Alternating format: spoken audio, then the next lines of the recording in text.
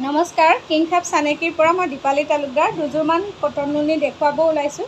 খুব ধুনীয়া হয়। এইটো চাব, কালাৰটো চি গ্ৰীণ কালাৰত আছে, হালধীয়া আৰু ৰাণী পিংকত কাম কৰা আছে। এইখিনি হ'ব আঁচলখিনি।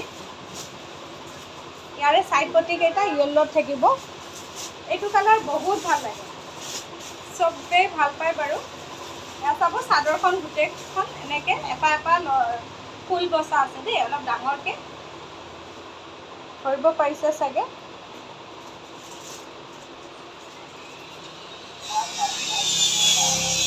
কালাৰটো খুব ধুনীয়া হয়। মেখেলাখন দেখুৱাই দিওঁ বাৰু।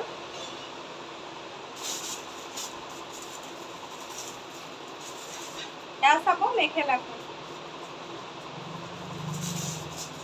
ব্লাউজৰ হাতত এনেকৈ পতি থাকিব, য়েল্ল' কালাৰত কাম কৰা। যদি আপোনালোকৰ পচন্দৰ যোৰা হৈছে কটন নুনি মেটেৰিয়েল, ল'ব পাৰিব।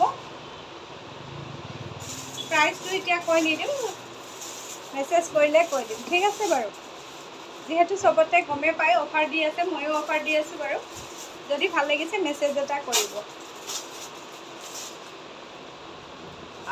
কটন নুনিয়ে বেছিভাগ ওলাইছে। এইটো এটা পিংক কালাৰ, এইটো চাব বেগনীয়া কালাৰ, এইটো চিলভাৰ কালাৰ।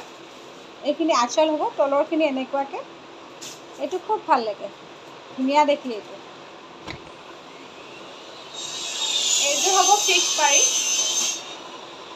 এইটো হ'ব ফিক্স পাৰি। চাব বেগনীয়া কালাৰত এনেকৈ কাপোৰযোৰ বেবী পিংকত আছে আৰু গোটেই গাটোতে চিলভাৰ আৰু বেগনীয়া কালাৰত ধুনীয়াকৈ কাম কৰা আছে। গোটেই চাদৰখন চাব হেভি ৱৰ্কত কাম কৰা আছে।